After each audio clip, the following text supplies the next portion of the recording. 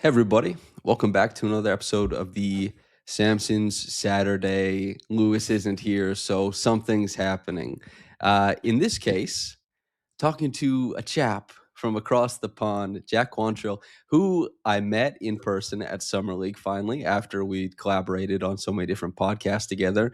He has given insights into draft sleepers on this podcast before. I've given insights into Team Canada. I was way too low on Keyshawn George, it appears That was a fun one. already. And we've been talking basketball together for years at this point. Jack, Weird. how you doing? We're here to talk Raptors. I'm brilliant, good sir. And how are you today? No, I'm really good, man. I'm always happy to come on Raptors Republic.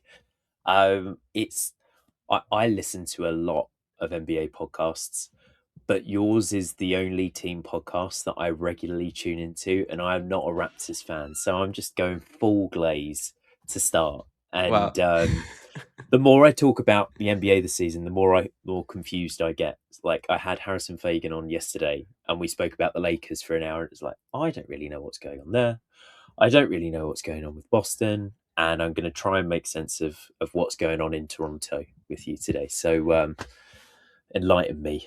Well, we'll both try and work together to come out enlightened in the end because This journey. for podcast listeners, which includes yourself, which thank you, podcast listeners, Jackie's coming in as a big time Brandon Ingram booster, so we'll have a very interesting conversation around him.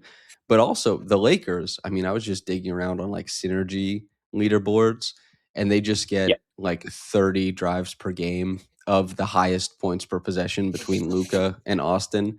And just there's nobody else who can come close. Like Shea, yes, but he doesn't have a second driver. So I suspect the Lakers are just eating alive on drives. I mean, I watched them do so against the Raptors. All this to Mhm. say, I'm going to intro this. I had a tweet that, I tweeted it out mostly so I could say it during this podcast. So we're a third of the way through the Raptors season. Yes, later today for listeners, they're playing the Celtics, but they are 17-11. They are the third seed in the Eastern Conference. They're 13th on offense, 17th on defense. They're number one in transition frequency, number four in forcing turnovers. They are 10th in pick and roll points per possession, 19th in isolation points per possession, and 22nd in post up points per possession. The best plays currently are Brandon Ingram handoffs, Scottie as a roll man, IQ coming off a screen, and RJ Barrett cutting. RJ is also sublime coming off of handoffs as well. Jack, what's your sniff test on the Raptors thus far? In a way, without the mercurial driving talent, sort of similar to the Lakers. So it's sort of a reload of yesterday's conversation, because you look at the record, you look at the seeding in the East, and then you go to sort of some of the advanced stuff and you look at the net rating, and the two things don't quite align. Mm-hmm. But I think what what one like quite nice place to start is, it does feel like the NBA is telling us more than ever that there are 1 million ways to skin the proverbial cat. And Mm-hmm. like that's what the Raptors are proving this year. If you look at all of the stuff that was said pre-season, all of the stuff that was really said around the time of the Ingram trade, it's like, why are they doing this? They're giving up this protected first round pick for a guy that's won most improved before, for a guy that has like Mm-hmm. been an all-star before. Why are they doing that? Why are they adding that to the team? And just sort of going away from, where the hell is this team going? Where is the ceiling of this team, to suddenly like actually succeeding in the 25-26 season? It has been, I wouldn't say a pleasant surprise, because as we were talking pre-pod, like I was cautiously optimistic about this Raptors team, but I don't know if it's happened quite in the way that I thought it would. It hasn't happened in the way I thought it would either. It's Mm. the Rockets. You probably wouldn't have guessed that they would succeed the way that they would. At least, maybe not to that degree. As you Yeah. said, many different ways to skin the proverbial cat. By the way, for listeners, Jack's podcast is called the Drop Step Podcast. Great podcast if you want to listen over there. More of a league wide focus, trends, things like that. Not as into the weeds on Raptor stuff, but Hmm. good basketball talking. So, as we said, Brandon Ingram. Let's start there. The Raptors achieve a lot of different ways, but Brandon Ingram is Scottie Barnes is their best player, but Brandon Ingram is clearly the largest difference from last year. As a quick note, he's one of the highest usage off-screen players in the NBA. He's Mm. behind only Lauri Markkanen in total screens used, and only behind Lauri and Steph Curry in screens used per game. He's always been a high screen guy, but this is a level of volume that is kind of unheard of. I talked with Caitlin and Trey about how it looks like high school basketball the way they use them sometimes. It's very Right. simplistic. Yeah. What have you made of Brandon Ingram's integration into this team? It's nice because when we messaged prior to this, you sort of said that you wanted to talk about Ingram, the scorer versus the passer. So I Mhm. went and I've watched a few games and like quite a lot of highlights today. My first note was usage is fundamentally different to New Orleans Yep. usage.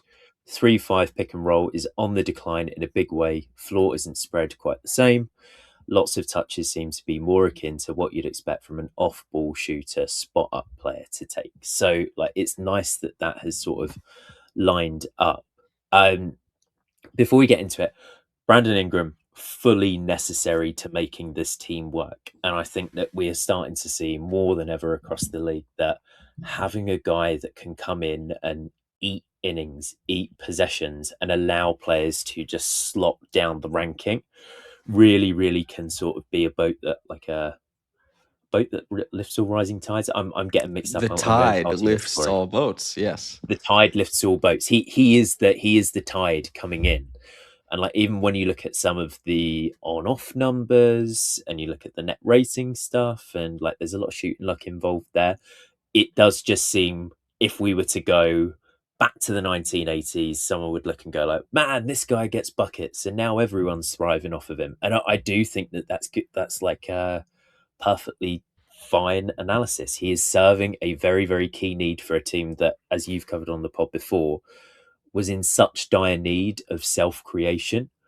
And it's like, hey, we've got our self creation now. Look at what Scottie Barnes is doing. Look at what RJ Barrett was doing. Look at what Emmanuel Quickley is now starting to do. So I almost think that Ingram is on a little bit of a hide into nothing with some of the like usage and some of the shots that are generated for him.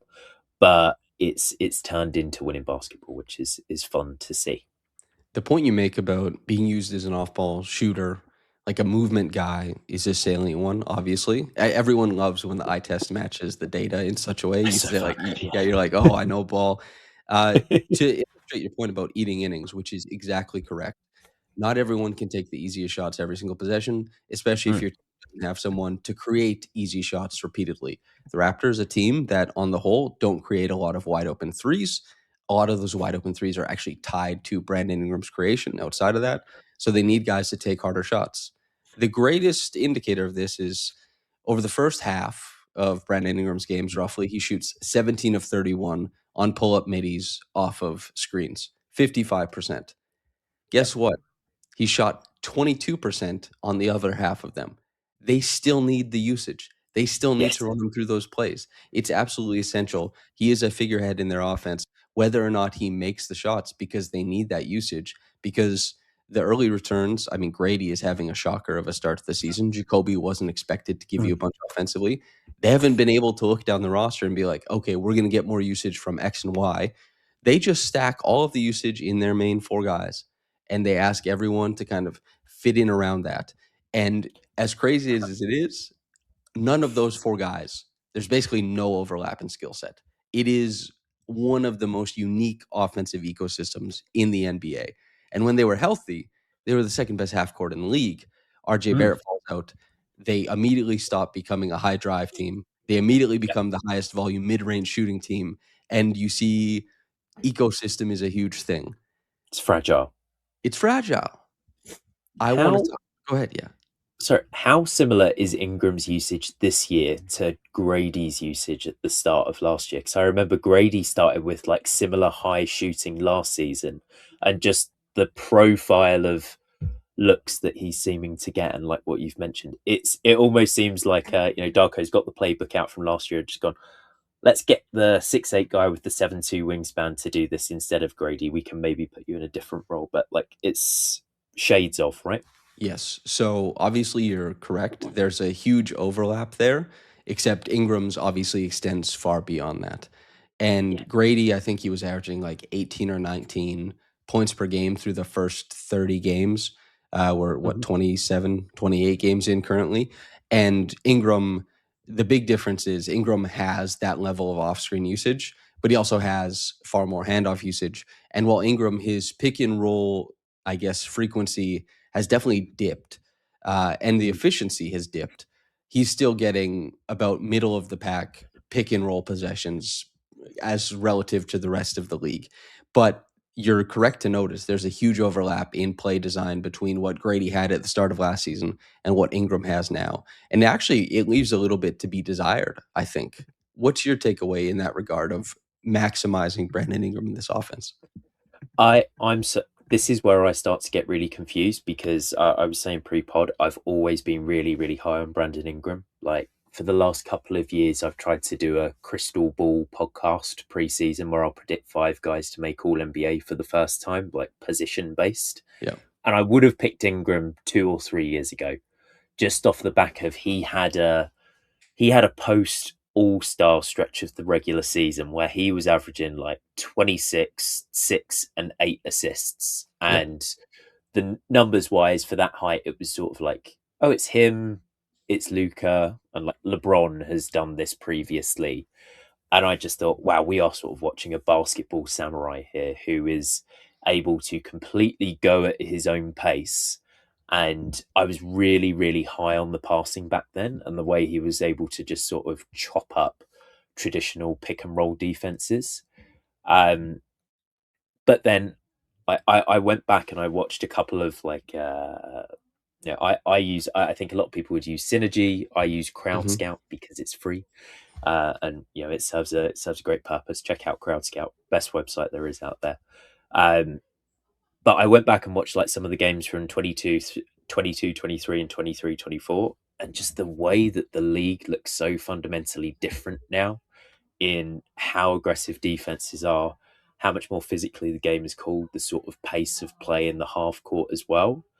I wonder if like the league is not moving away from Brandon Ingram, but like if his heyday was set up to be a couple of years before this like era where he's arrived to the Raptors. I think that his lack of strength on a drive in contrast to someone like Scottie or RJ means that when you send an aggressive coverage to him, he's less likely to sort of drive through it. And because he's got that wingspan and that height, there's always going to be the release valve of that pull up jumper.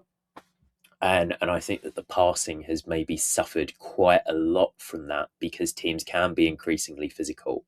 And in times where players are pressured, sort of the instinct in the brain is to go, what am I comfortable with? What can I get off? And instead of a couple of years ago, it would be like a skip pass to Trey Murphy or CJ McCollum. Now it seems to be, crap, I've got 2 defenders in my face. It's pull up time. Someone go grab the offensive rebound if it doesn't work. So I'm struggling because I was high. I'm less high now, even though what he's doing is still fundamentally very impressive. I just think it's like a league context thing. That's a really interesting insight. So some stats to back up that point is Ingram his last year in LA basically has 3 assists and 3 turnovers per game, 1-to-1 Mhm. assist to turnover ratio. During the like, that's when the heliocentricity stuff really started getting its footing, and we start to see other teams try and match this like heavy pick and roll, one guy Yeah. making progressive reads, and you see he goes 4 assists to 2.9 turnovers, 4.9 to 2, 5.8 to 2.2, 5.7 to 2.5. Last year, 5.2 to 3.8. This year, 3.8 to 3.2. It Mm. widens that assist to turnover, and then it starts creeping closer and closer and closer. And I think it is because defensive rotation, I mean, the Raptors are in the thick of this. Defensive rotations are much different than they used to be. And so are offensive rotations. So mapping the floor instead of like having these, back when Luca was with Dallas and Harla Bob was there, and they're like, you don't move from the corner ever. Yeah, You the know, Giannis, the spots literally yes, glued onto exactly. the floor for him to Do pass not to. move from here. We're managing spacing by having you not move. We're gonna plan Mm. where guys pass because we know how defenses want to respond. Defensive rotations are a little bit more unpredictable now, and so you can't really do that. And so what's happened is that not only does the defense move more, the offense moves more as well. And I Yeah. think that Ingram on the whole has had a much more difficult time mapping the floor as he's moving through it and being cognizant of where his guys are than some other guys have. And Mhm. I don't know if this is something that's, it'd be interesting to look at league wide if assist to turnover is crumbling a little bit. Sure. I'm not sure. I mean, the Raptors point guards, they don't have to worry about anything like that because they just toss it to Brandon Ingram off of a screen. There's no risk. They can get an assist for nothing. Whereas Ingram Yeah. has to grind, and Scottie, like just last game, they each come away with like 2 assists and 4 or 5 turnovers. It's like, Mhm. wow, these wings, it's not easy to create for these other guys, especially if Quickley Mm. shoots like 3 for 10, and so does Jamal Shed. Anyway, all this to say, What he's struggling playmaking. one of the other things on the assist point is like in that in his Pelicans heyday, he often brought the ball up a lot in transition and just off of makes as well. And I think that if you're playing on a team where like Trey Murphy or Jordan Hawkins is sprinting to the corner and you have Zion rolling to the rim, there's going to be a lot of low hanging fruit to pick, or I suppose like throw the ball up for, so for Zion Mhm. to dunk it. Whereas it did seem on watching back a few games that Brandon is really functioning far more as a half court player now. Like Yep. because of the Pacers led trend of full court pressure, picking guys up a little bit higher, I think that these wings are being saved more to get the ball in action in the half court. And like it's good for their turnover numbers in terms of like they're not getting, stripped for a pick six or anything, but it does mean that they're not getting some of the easy, maybe like getting rhythm, getting flow assists that you might get in transition or semi-transition that they used to. Yep.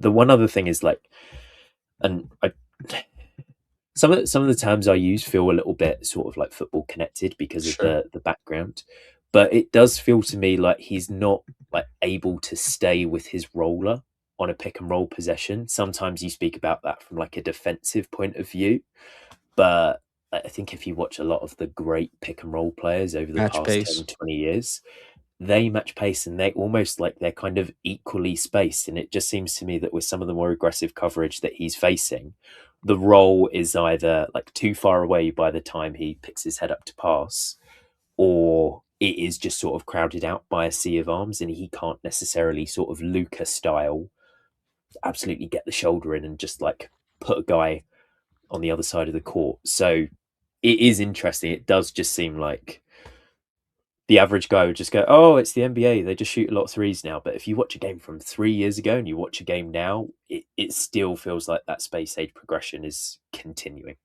It's very diverse offensively. Like this was a point I highlighted when I wanted to, because in this space age, I think looking at it, 3-point makes is still probably the highest correlation with a really strong offensive rating, but Mm, passing assists per game is not, and passes per game is not. There's one, like the Nuggets, they have a lot of assists. Jokic helps with that, and they're the number one offense in the league.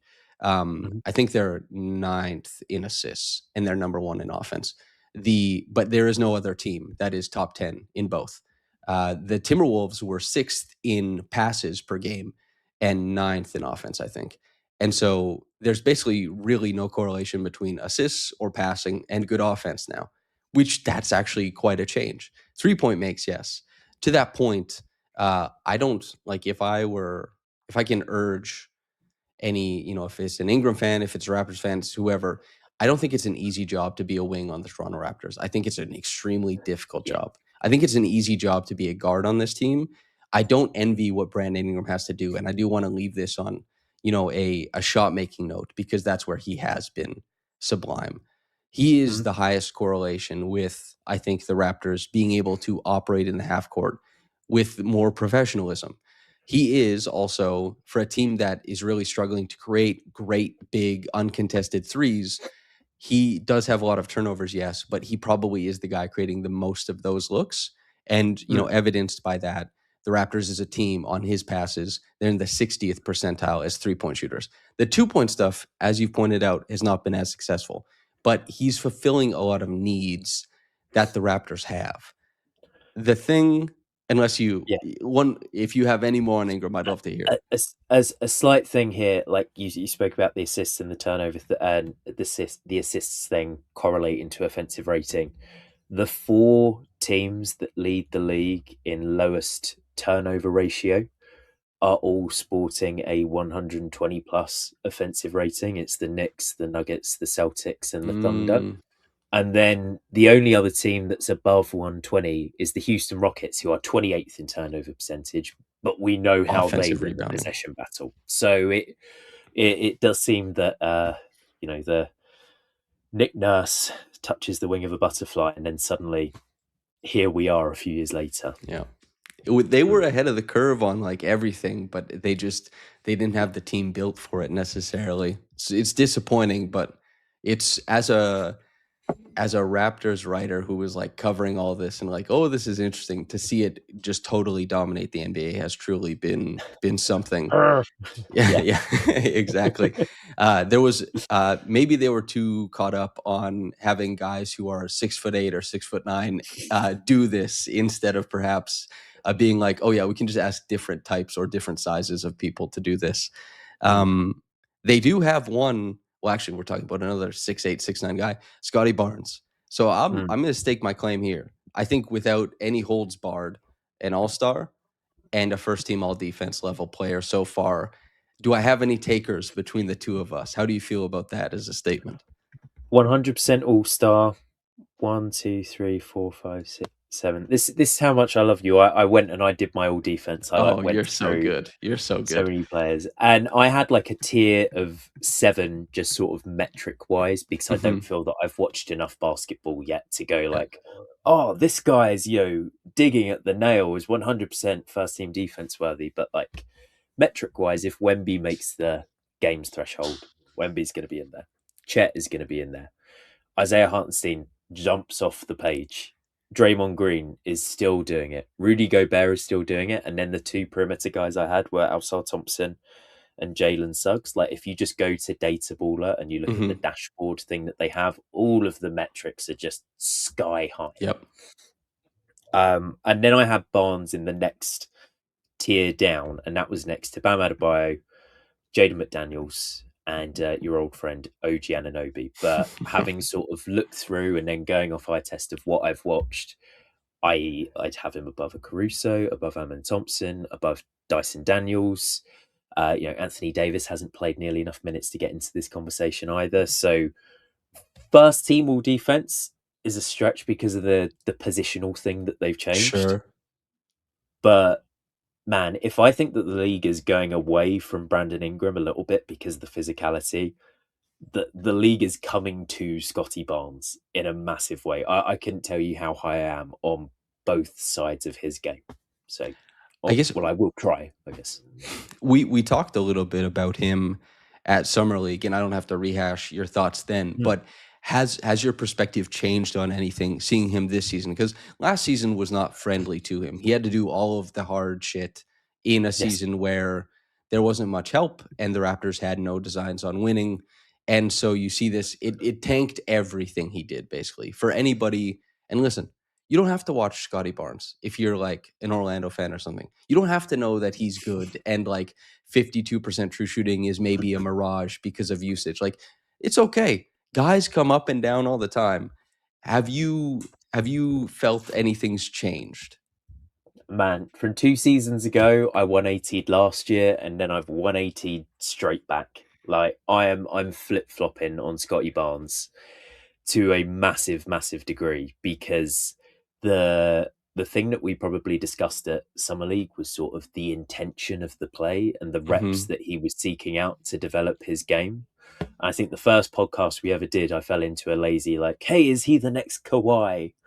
And it did seem like last year he was trying to be the next Kawhi with the amount of mid-range pull-up usage and the amount of pounding the ball into the ground. But this year, like the sequence that summed it up for me was that first game against the Celtics a couple of weeks ago.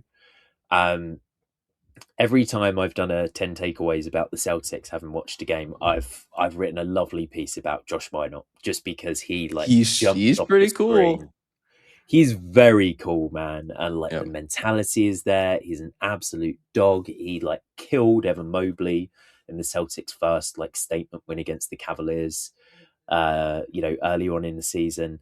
And I watched Scottie Barnes just absolutely beast him for about a 3 to 4 minute stretch where it was just like most other wings would see Josh Minot be like, crap, the LeBron look when Kawhi Hmm. checks into the game.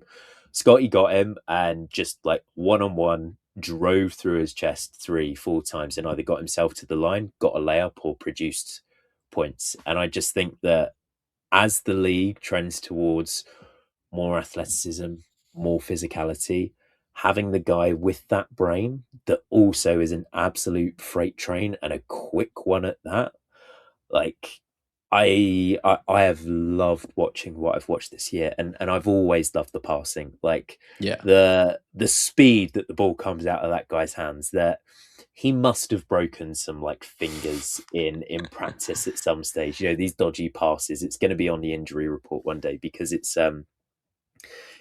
baseball style. He's rapid in how he kind of processes the floor, which is in the Raptors offense, it's not like he's running a ton of, the Raptors went to a pitch play between he and Jamal Shed for a clutch time basket in last night's game. But it's not as if this Raptors team is giving him some Helio usage or something like that. They're asking him to exist in the in between to sometimes isolate and score and find his way to it. But when he exists in the in between, you see that special level of playmaking where just reversing the play, he does it with so much speed and intention that a pass that most other people's, it seems like a reset, his creates a wide open driving lane or a Yeah, wide open three. yeah, yeah. It's that is the quiet stuff that powers a lot of it, the intrigue offensively. But as you say, if Oklahoma City is the dominant defense, and it's going to start, we're going to see this trend towards like maybe things get a little bit more handsy, and especially the good teams. You need a guy who can jujitsu back and forth, and maybe a guy sticks his hand in and sticks his face in, and now you have a shoulder there, and it's coming with some intensity. There's Yeah. authority to, and Scottie's physicality, and quite frankly, the finesse that he's kept at a much lower volume, which is good from last year. It's Mhm. all been, and he's like a 39% three-point shooter right now. It's all settled into a very comfortable, like 28-5 package. And that How with, go ahead.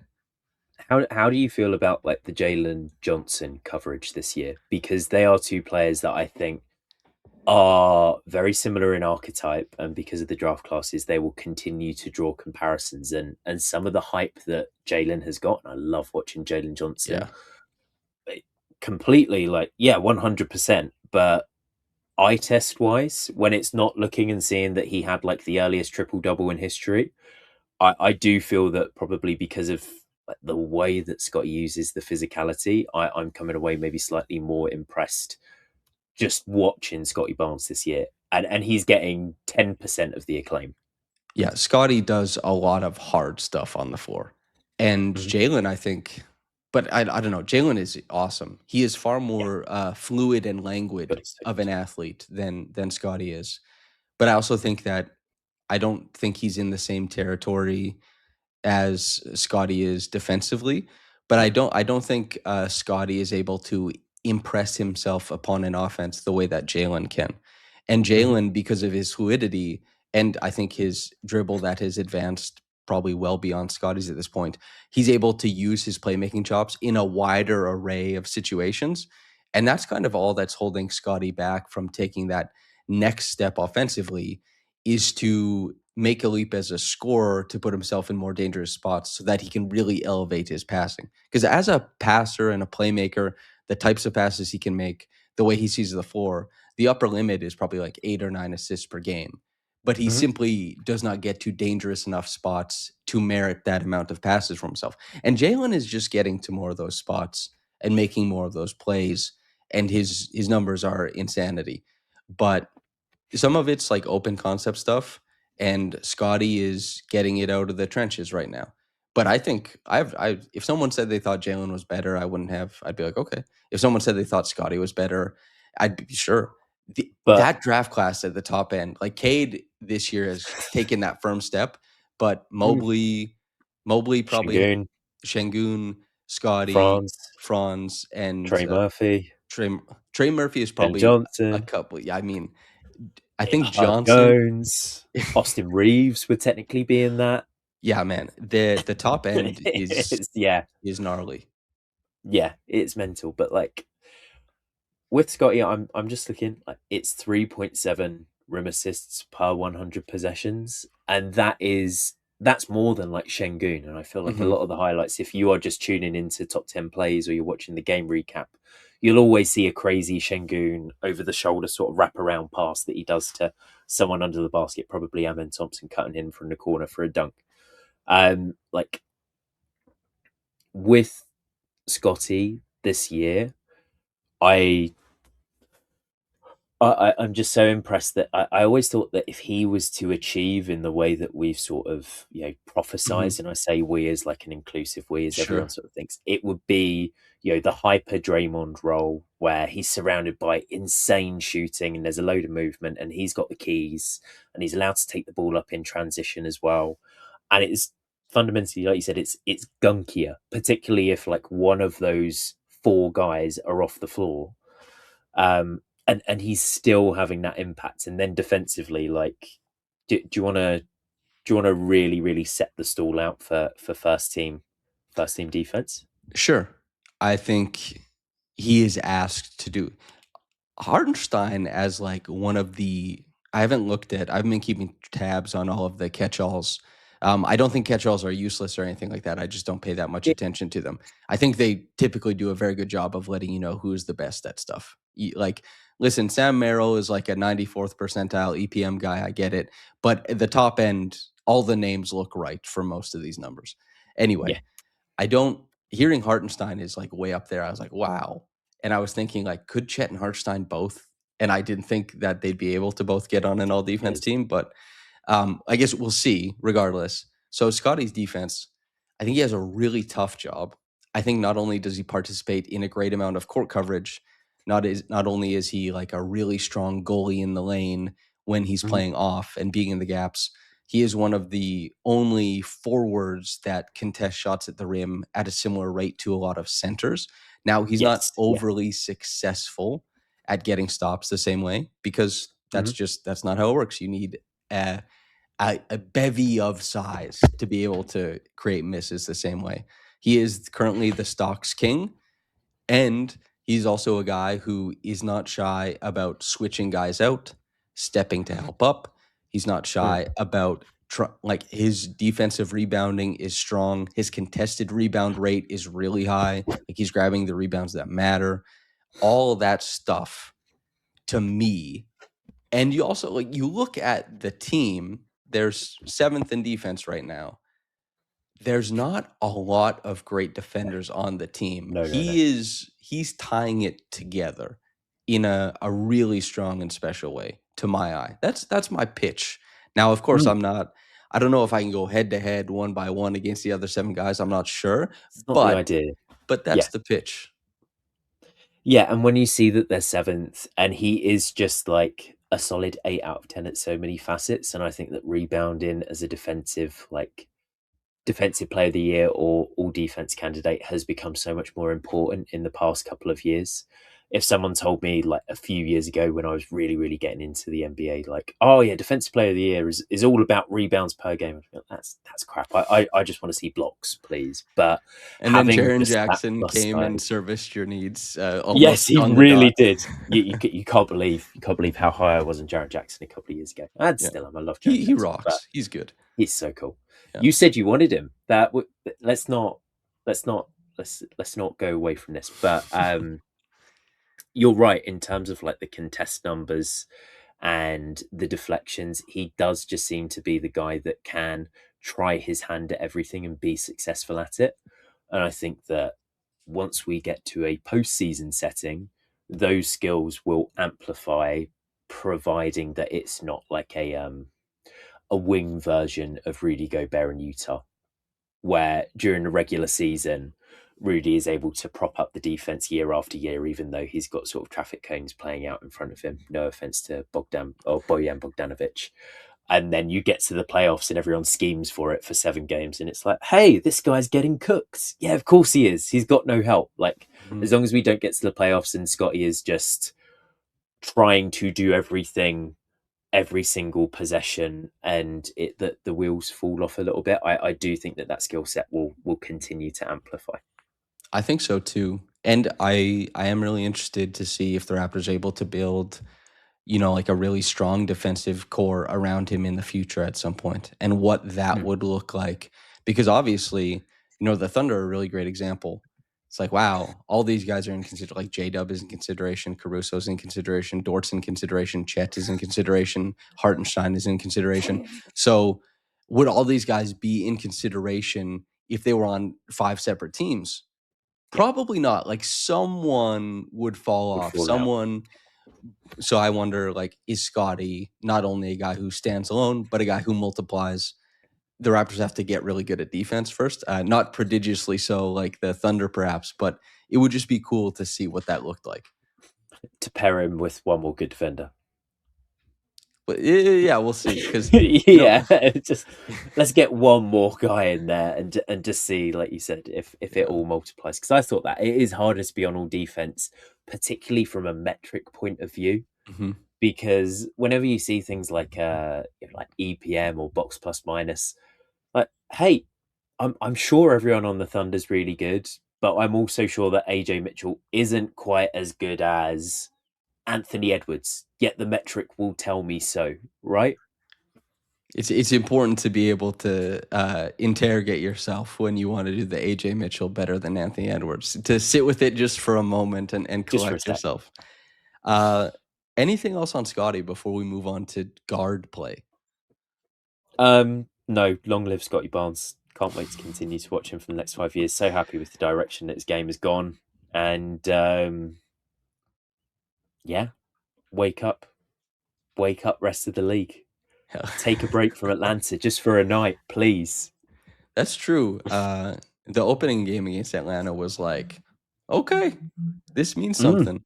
But then also, Trey being out, Atlanta found a completely different way to success. It's not an incredible amount of success, but it is interesting. I did not Yeah. think they'd be able to function without Trey like that offensively, but Dyson was better. Nikhil was way better. Everyone's got to be turning around looking at that offseason being like, really? We went for X player instead of Nikhil Alexander-Walker? Like, if you'd have told a Wolves fan a couple of months ago, you're going to really, really regret retaining Naz Reid instead of Nikhil, they'd be like, no way, we have the towels.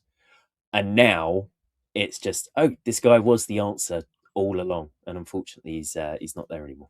The contested 3-point shooting just out the wazoo, and some of the self-creation stuff, it's like, damn, man. Yeah, and he didn't necessarily have like the path to exhibit this, but he could have showed a few more signs that this was like latent ability, and he just didn't. And now Apparently, it was a big thing for him in college. Like, he was a big time college scorer, but then Tony Allen and PJ Tucker were big time college scorers as well. So you can't go off that, really.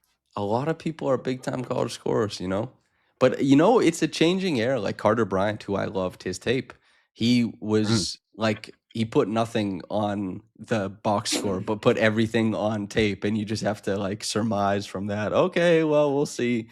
And then you look back, and it's like, Tyler Hansbrough is the college player of the year. Like, this guy, he's gonna give you Frank something. Kaminsky. Yeah, exactly. Sam Decker even. Anyway, all this to say, listeners, it's time for an ad read. This podcast is brought to you by Coors Light, the Pull Up Trade Podcast, the Samson Saturdays, the Bald Don't Lie. Brought to you by, or presented by, Coors Light. Basketball can be stressful, but your choice of beer, it doesn't have to be. Coors Light delivers mountain cold refreshment. And let me tell you, Coors Light is cold lagered, cold filtered, and cold certified for a smoother finish. Jack, is Coors Light present over in your neck of the woods? Coors Light is weaved into the societal fabric of the UK in a big way. Like, the adverts for Coors Light have always been very, very big. It's been Jean-Claude Van Damme. Like, when I was growing up, he was always doing the splits, getting one out of the cooler. Yeah. And then after that, and I've just remembered as you've done the read, because we were saying pre-pod, they had this very iconic advert of this guy swimming through like the Alps. Mm-hmm. He wasn't skiing, he was swimming, and it's like, this is what it's like to have a Coors Light. So believe me, you say Coors Light, things flash into people's heads in the UK. A nice kickback. Yes, for me, the commercials, it was always the mountains turning blue, and I always thought that was so Right. fascinating. I was like, wow, it gets colder and it actually changes. For anybody listening, remember to celebrate responsibly, and of course, you must be of legal drinking age. You can find Coors Light Mhm. near you. You can visit CoorsLightShop.ca. Jack, we're here to talk guards. I know. I mean, I'm actually so interested about what you think of Emmanuel Quickley. I'm so interested what you think of Emmanuel Quickley. Mm-hmm. Let's So you hear wanted it. to talk about RJ Barrett? No, I man, I really try to do this thing where I try and dissociate from the contracts that a player has Of been course, paid yeah, yeah. because of the way in which Tobias Harris just constantly received flack and flack and flack, and then he gets to Detroit and it's like, oh, suddenly we like Tobias Harris again. Good players The are good the players, yeah. fundamental basketball player does not change. The this is the place where the team needs to take the next step, and it either needs to be, I wouldn't even say a rediscovery of what Quickley was doing when he was in the sixth man of the year race for the Knicks, because I think, like, having watched a few of like his best games from this year pre-pod, it does look like that success is coming in the exact same way.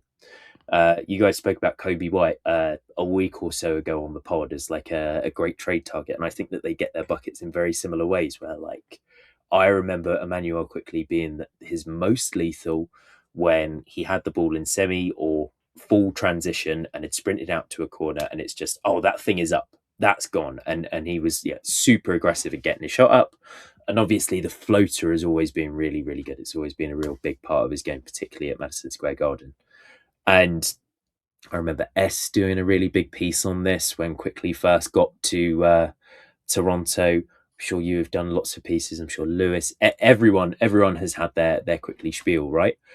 It's just, in today's game, I need my guard to do more. So I'll ask you, because this is the pro Quickley side of things, gives you Mm-hmm. like 3 points, PowerPoint style. 1, shoots a 3, has spacing. 2, gets assists. Now we don't have to discuss the manner in which they come. 3, doesn't turn the ball over. Yep. Is that, and some would say that's enough for you. Catch-alls like him too, I'm pretty sure. Yeah. And he is historically been a guy who wins minutes. Where's you said you need your guard to do more. This is where I need you for the audience to walk us to the disconnect. What else are you looking for from Emmanuel Quickley or a potential guard who replaces him? I mean, it's always been the confidence in his dribble in the paint, and the early pickup points, and a more creative array of passing, and a more diverse sort of package of finishing at the rim as opposed to before the rim. And if it's not going to be that, because not everyone has to be Steve Nash, it would have had to have been some sort of step up and probably like an improvement in his physical frame to be a more tenacious on ball defender. Like, I feel like everyone's best role in the NBA is playing that off-ball free safety Yeah. role where they get to roam and use their, no pun intended, IQ. Yep. If you have Scottie Barnes, you're not going to get to do that. If you have Brandon Ingram, you'd probably rather Brandon Ingram did that. If CMB is seeing minutes on the floor, you'd probably rather CMB does that as well. So you can't be the guy that sort of lifts from the corner and goes and strips the ball as some guy's driving on every single possession. I just think that he either has to, it would have been nice if there was a lane picked and it was, my offensive game is going to diversify and I'm really going to go away and work on the handle. I'm not saying that he didn't, I'm sure that he did.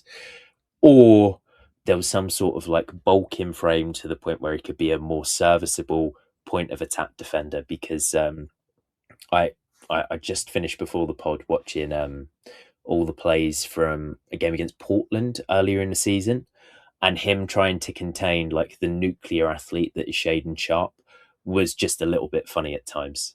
And it's like, oh, he's foul Shaden there, and then Shaden's done a dunk that would have won in the dunk contest afterwards. So I need to see him become an 8 or a 9 out of an 8 out of 10 on either side of the ball, and I don't know if he's quite there yet. I was when he got traded, I was like, okay, like from what I've seen in New York, I think he's being sold as more than he is, but he's also a guy who's being sold with like potential. He was the guard who was stuck behind another guard who's about Mm. to pop off. Mm-hmm. And it's the progressive reads offensively is where, because like the defensive stuff, it's hard to be that level of defender. It's really hard to do it at like age 26 and just like turn it on. I I really don't know. But some guys really do get better at reading the floor if they get a lot of usage. They bake in like more dependable reads when they get to spots, and then they learn to freestyle off of that. But there's just so little imagination in his playmaking. It seems so rote, so relatively never to the basket, and so just like out to the above the break. Like he's reversing the ball back so often. And if you're a guy who brings a team to the depths of the paint and then you kick out, like maybe you can start moving, you can Mm. drive, you can cut at the same time, but it's the lack of depth of the drives, as you brought up, and the lack of imagination. Like Tyrese Halliburton doesn't get so deep, but it's that he perfectly times every rotation with when he releases the ball to every spot on the floor, and quickly doesn't satisfy either of these demands currently. And I was going to go to Tyrese because Tyrese will often like do that reverse back out to above the break, but it's almost like he creates a swirl of backwash behind him, and there's driving havoc Yeah. because his drive has had to demand such attention, and it's just not there in that same way. Like the fact that the ball kind of has to stop 6-8 feet away, it just means that defenses know like either we're going to allow this or we're happy for him to get all the way to the rim and then our guy can come over and contest. And it's just the other thing with Quickley, right, is like the 3-point volume is amazing, but the diversity in which he can get those shots off isn't quite up there with the other premier guards in the league. Yeah. Like every NBA podcast turns into trade ideas, and if we want to go that way, we can Sure. go that way. But there are other players there that could fulfill this role and to me add value for the dollar amount that he's getting paid. Okay, so and let me just say before all of this, Quickly is a good guard. He's a good guard. I struggle so much to see like an elite team with him at the helm of so many, like having the highest touches, and just because I think that's just where I'm at with it. But he's a good player, and he'll win minutes in places, he'll provide impact in places. Yes. Can I just say, like, Yeah. I prefer Kobe White a bit as a player, So do I. but if you swapped them contract wise, the discourse would be very, very similar.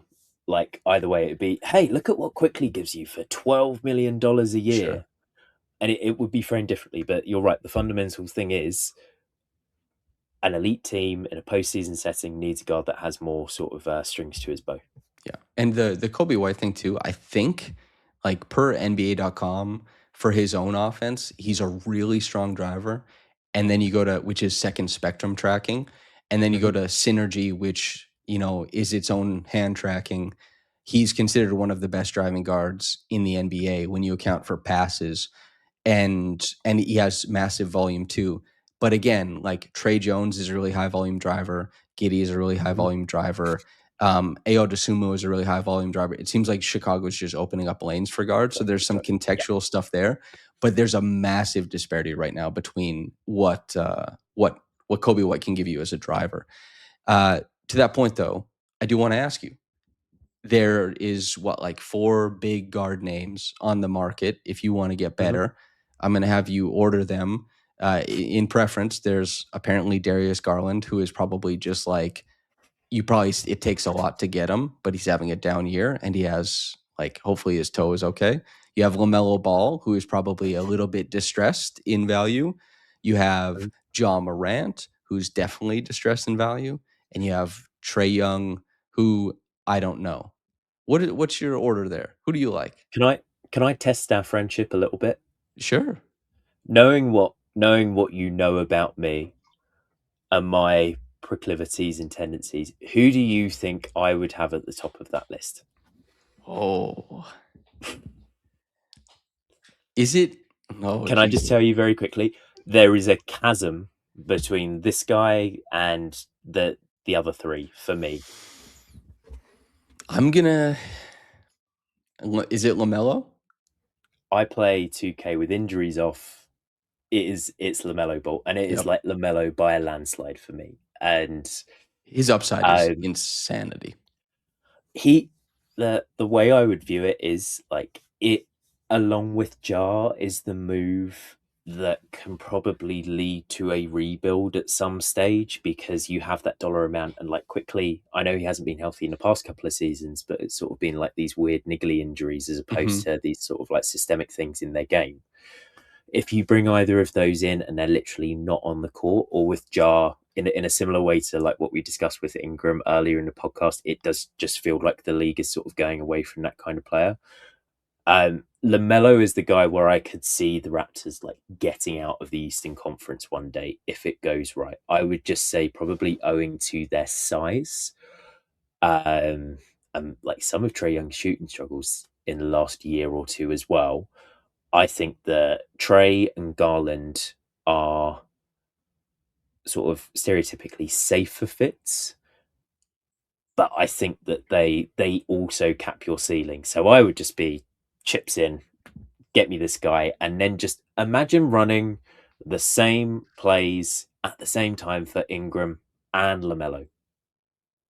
That's all I want to see, because the thing about LaMelo is like he is such a talented movement shooter, and he is happy to operate off ball. I know there are all of the jokes about like the insane usage, and everyone calls him an unserious basketball player. I do not think he's an unserious basketball player on the offensive end of the floor.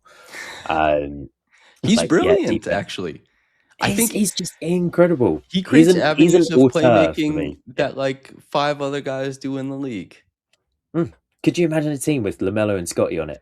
That's what I think about. Yeah, is the type of the way they'd be able to bend the floor as passers and playmakers. I think would be extremely unique. We come across, or we're coming to this question in a very similar place.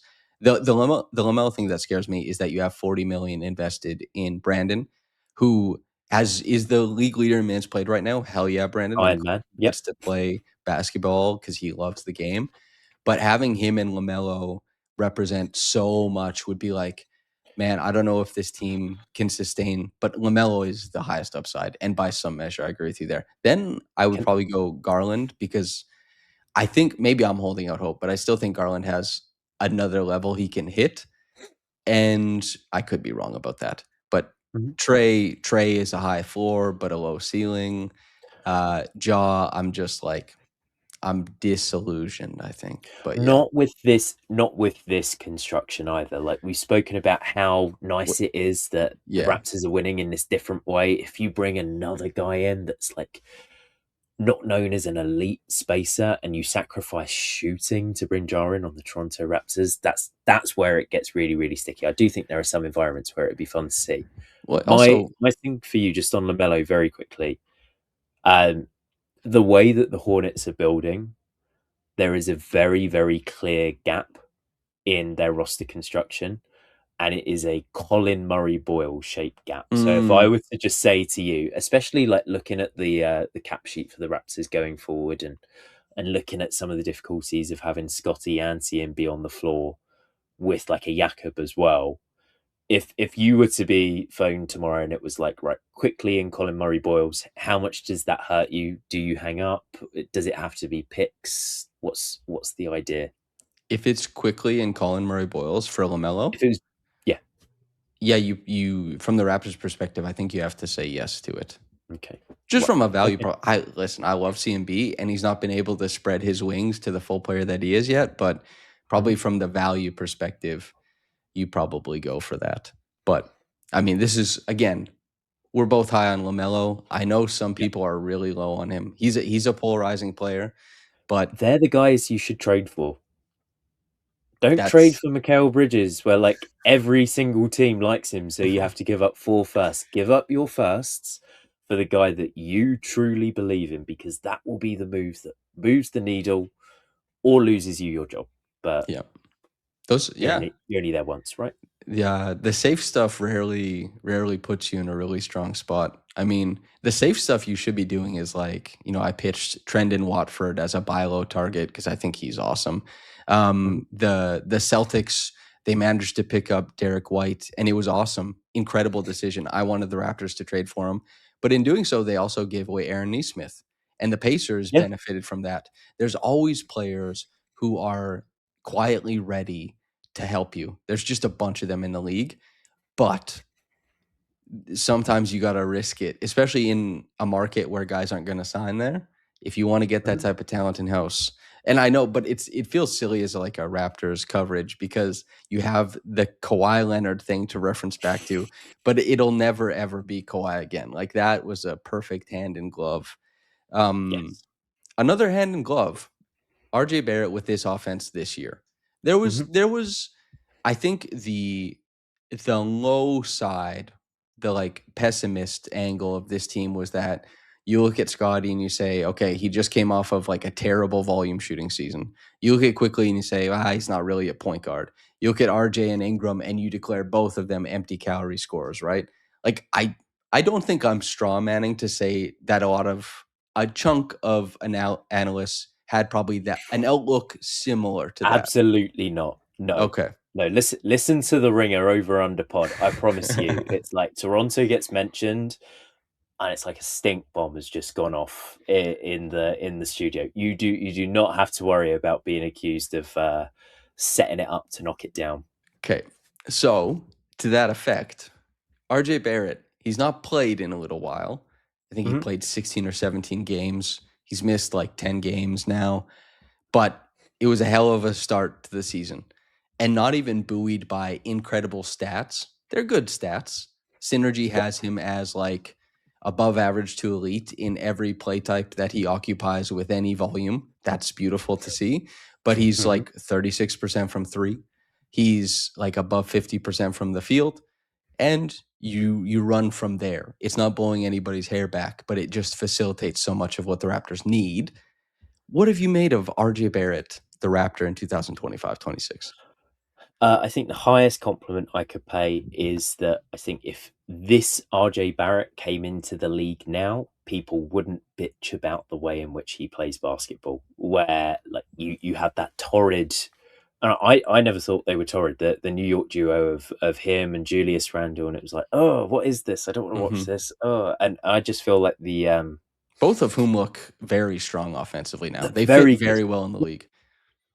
I would just say like he is a much needed proper advantage continua as like a closeout attacker in multiple ways. Like is strong enough to just force his way to the rim. I really like him as a supplementary passer. The Yes. reason why we're doing this is because I messaged you after the Hawks game and it was like, hey, there's some really nice interior passing on the Raptors this year. And we've said that it hasn't like sustained with Ingram, but Barrett is a fun passer, if not like a frequent one to show that off. Um, and I just think that next to IQ, next to Ingram, yeah, you could say, oh, give me a guy that shoots 45% from free. I'm sorry, everyone says that. Give me a guy with some hurly burly to him, right? Give me a guy that can just absolutely muck it up and, like you said, just create the necessary rim pressure without having a sort of gargantuan rim running threat that can do it for you 15, 20 times a game without Scottie having to thread passes through the eye of a needle in transition or in half court to some guy stood under the basket. It is just it's not an ins eating in the traditional way, like with Ingram, like we said with the usage. It's just I need to get to the rim. I'm going to give the ball to RJ Barrett. I need someone to take advantage of this mini advantage I've created. I'm going to get it to RJ Barrett. He's not doing like what he was doing against Sacramento last year, where we saw the first 10 or 15 games. And it was, Mm-hmm. oh my God, he's having the Jaylen Brown season that Jaylen Brown is having now. Um, but it just seems that he's settled into a role. Like his 14 less touches a game this season to last season has led to an increase in efficiency. He's found his place, right? Yep. He, on its face, seems to have fit perfectly into what the Raptors are doing. He's a well above average pick and roll operator in his possessions this year. That includes passes. When the Raptors need a bucket, yes, they go to something with Brandon. Sometimes they go to something with Scottie, but very often they do go to an empty corner handoff for RJ. And just like he's probably going to touch the paint, he's going to threaten the rim, or he's going to be able to make the pocket pass to his roller, Jakob Poeltl in most cases, or he's able to make a progressive read as the defense changes around him. He is the only, like Scottie and Brandon have both really struggled with the turnovers. RJ, not so much. RJ has been Mm-hmm. able to like keep the assists in a very modest place relative to usage and not to turn over the ball too much. He is not afraid to shoot contested jump shots, which is a necessity on this Raptors team. And he's a diverse passer. I think Brandon Ingram said it best when he came over and he was on media day and he was like, yeah, they said, who has surprised you? And he said, yeah, RJ is not just like a gunner. And I think when he said gunner, he was describing probably what you were about his reputation in New York with Julius. It's just like, this guy's he's just pounding the air out of the ball. And in reality, Darko says this often, RJ is one of the great players in the league who you just never have to draw up a play for, really. He finds his usage. And on a team that has four guys who are trying very hard to go north of 18 or 20 points per game, the fact that RJ gets there without requiring you to do anything for him, and the fact Yep. that his type of usage, we go back to that hierarchy and eating innings and all this kind of stuff. It's not empty calories. It's just Mm-hmm. calories Mm. that you need. You got to eat It's so that the body works. it's why it's so fun that we've moved away from Helio ball and the idea of 50 pick and Yeah. rolls at the top of the key, because RJ Barrett came into the league at a time where you either had to be that or you had to stand in the corner. Like we said at the start of the pod, you had to stand in your spot. And it just feels to me like the NBA is in a place right now where more players are in a position to show off their talent than have been since maybe like the 1980s, where if you look at how the game has worked in the past 10 years prior, how the game worked in the Kobe years, and with the legal defense and everything, you have to go back to this idea of like ball movement and pace is king. Everyone's allowed to shoot their 15-foot mid-ranger. And we're all going to get down the court in transition, and we're all going to play as like one happy family. You have to go back to that. Whereas now it is a world where, yeah, you can still have James Harden, you can still have Luka and Austin, you can still have Giannis just initiate. But the sort of scheming and the X's and O's and the philosophy that pervades across the league facilitates more players to be good at basketball, which is what we want at the end of the Yep. day. The diverse offensive skill sets are a huge boon.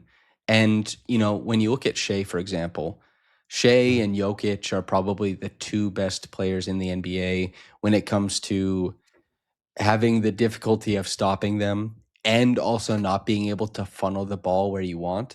Giannis, Mm. as a playmaker, you can kind of funnel the ball to places on the floor, but he is so Mhm. inevitable in that, like, will you stop me? Will you put the body here? That he presents a different question. Shea and Jokic are both like so multi-talented as scorers that they're comfortable if you just want to stop them there. They can put the shot up, or they can hang around and make the play you don't want them to make. Otherwise, I think the league clearly, I mean, the Pacers covering that playoff run was really instructive because the Cavs would have registered as like the lowest passing team ever.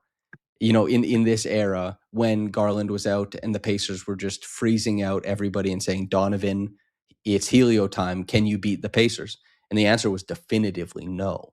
Mhm. And against the Thunder, it was like, okay, you need to be very specific about your alignment, and J Dub needs to go for 40 tonight, and SGA needs to go for 32, and then you win game 4. Like, the defenses have been so good at mixing and matching looks, especially if you let them like put the laser pointer and index on one spot. Mm. Heliocentricity is just like, it can't. We hit the diminishing returns within like 3 years.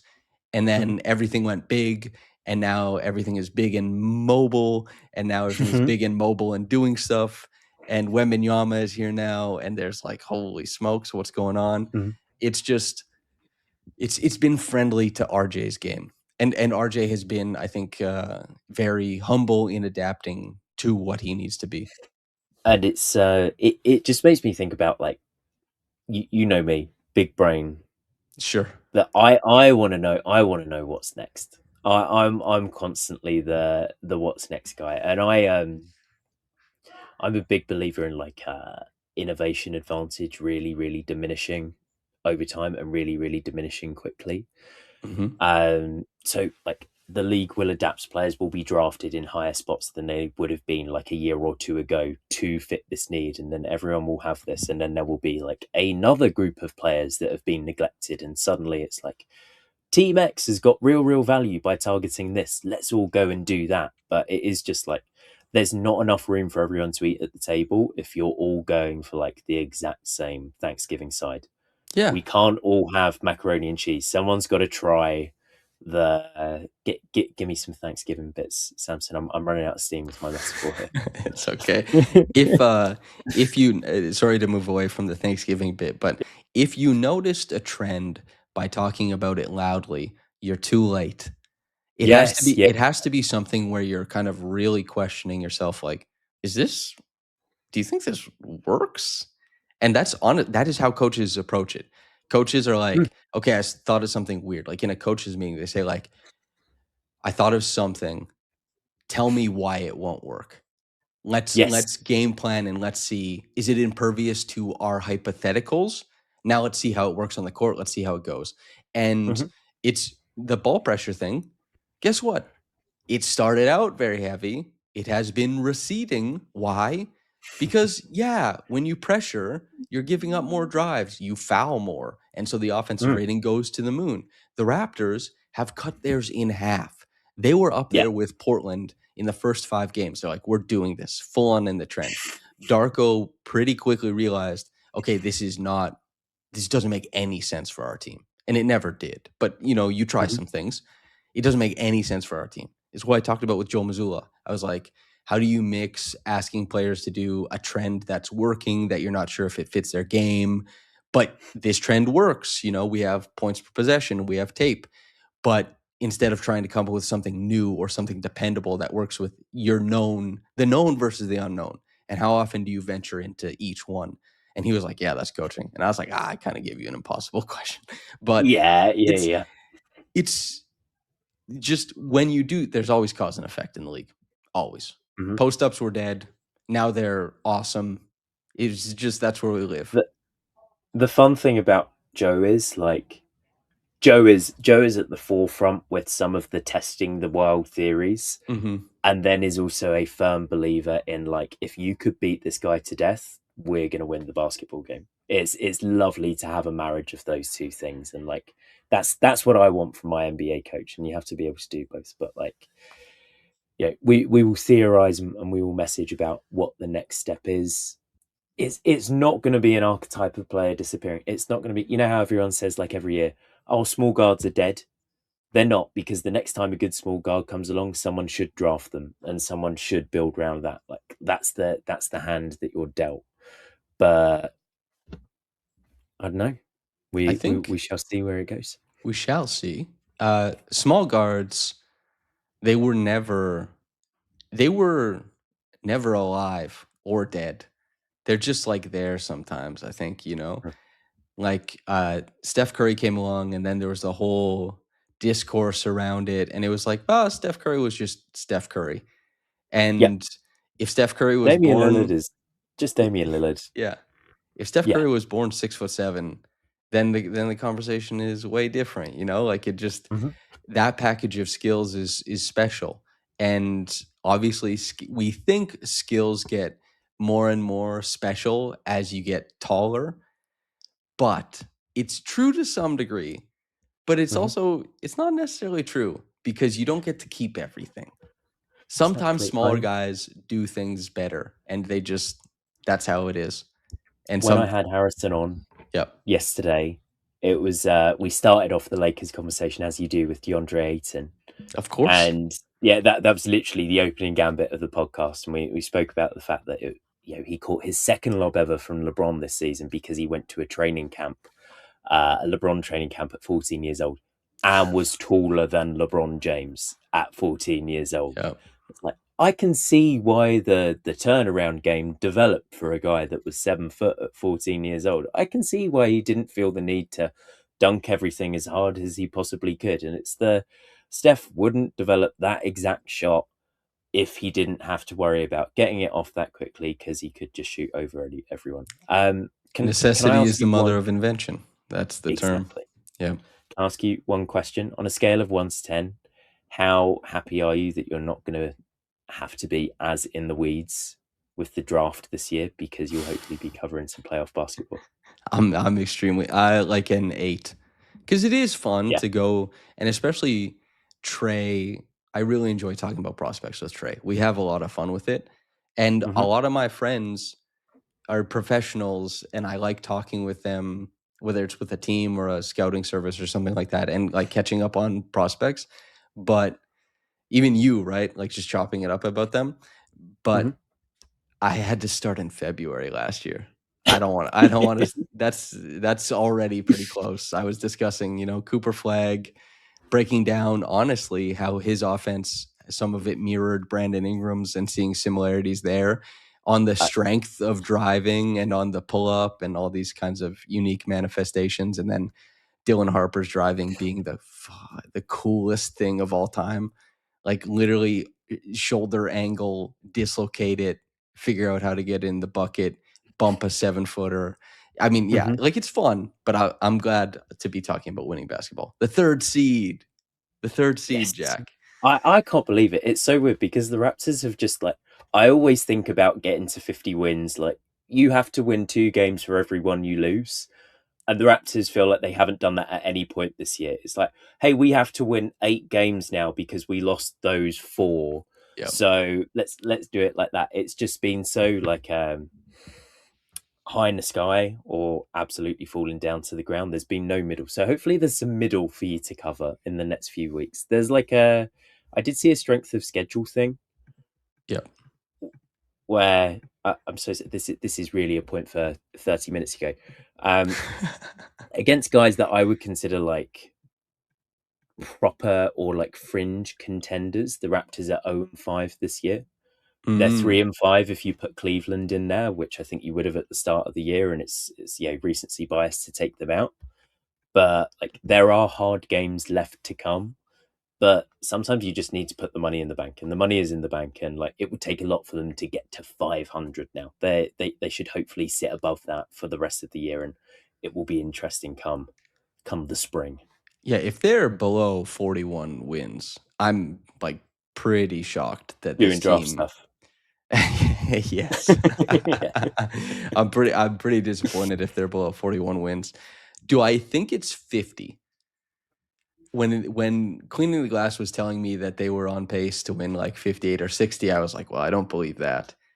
50, I still think I'd feel safer expecting it to be like 48 or 47 than I would 50. But I tell you what, the finish to the year with Orlando and Boston in here, they can go a long way towards changing some minds there.